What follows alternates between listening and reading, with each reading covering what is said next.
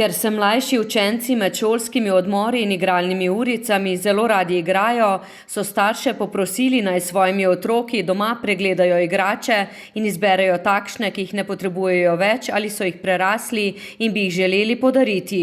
Igrač ni namreč nikoli preveč. V sodobnem svetu imajo otroci toliko igrač, da v bistvu se sami niti igrati ne morejo.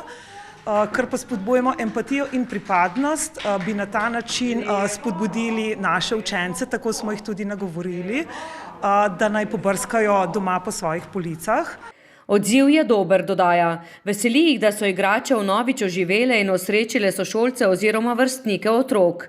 Kot so nam zaupali prvo- in tretješolci, so pri prinašanju igrač v šolo zelo pridni. Prinesla sem par knjigic in 2 igrače.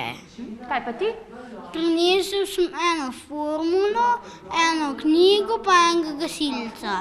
Jaz sem gasilskega tovornjaka pa smetarja. Jaz sem pa enega traktorja. Sta se težko ločila od teh igračk? Ja. Ja. Ampak je dobro, da se lahko še tukaj igrata z njima, ne? Ja. Tudi v sosednjem razredu so se tretješolci prijetno zamotili s prinesenimi igračami in družabnimi igrami. Brina je v šolo odnesla tovornjaček. Jaz sem to igrače prinesla zaradi tega, ker me spominja na leta, ko sem bila stara 3 leta in želim, da se tudi drugi igrajo z njo. Otroci imajo doma na kupe igrač, zato ni bilo težko kaj prinesti v šolo. Izbral sem vesela abeceda 1, plastelin.